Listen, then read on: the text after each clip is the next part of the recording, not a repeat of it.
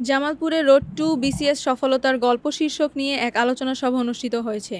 জামালপুর থেকে শরীফুল ইসলাম ঝোকনের তথ্যচিত্রে দেখুন বিস্তারিত। রবিবার জামালপুর ক্যারিয়ার ক্লাবের আয়োজনে সরকারি আশেক মাহমুদ কলেজে অনুষ্ঠিত অনুষ্ঠানে রসায়ন বিভাগের সহকারী অধ্যাপক ও ক্যারিয়ার ক্লাবের আহ্বায়ক আল মারুফ সভাপতিত্ব করেন। সভায় বক্তব্য রাখেন এএম কলেজের অধ্যক্ষ প্রফেসর মোহাম্মদ হারুন অর রশিদ এবং শিক্ষক সংসদের সম্পাদক রেজাউল করিম। আলোচনা সভায় আলোচক হিসেবে উপস্থিত ছিলেন ৪৪তম বিসিএস প্রশাসনের ফরহাদ হোসেন, ৪৪তম বিসিএস আবু সালেহ মোহাম্মদ এমদাদুল্লাহ এবং বিসিএস সাধারণ শিক্ষা কৌশিক গোপ। তারা নিজেদের বাস্তব অভিজ্ঞতা ও প্রস্তুতির কৌশল শেয়ার করেন, যা উপস্থিত শিক্ষার্থীদের জন্য অনুপ্রেরণার উৎস হিসেবে কাজ করে। শিক্ষার্থীরা তাদের প্রশ্ন ও আগ্রহ প্রকাশ করে এবং আলোচকরা বিসিএস পরীক্ষার প্রস্তুতি, সময় ব্যবস্থাপনা এবং সফলতার মূল চাবিকাঠি নিয়ে বিস্তারিত পরামর্শ দেন। অনুষ্ঠানটি শিক্ষার্থীদের মধ্যে আত্মবিশ্বাস ও উদ্দীপনা বৃদ্ধি করছে।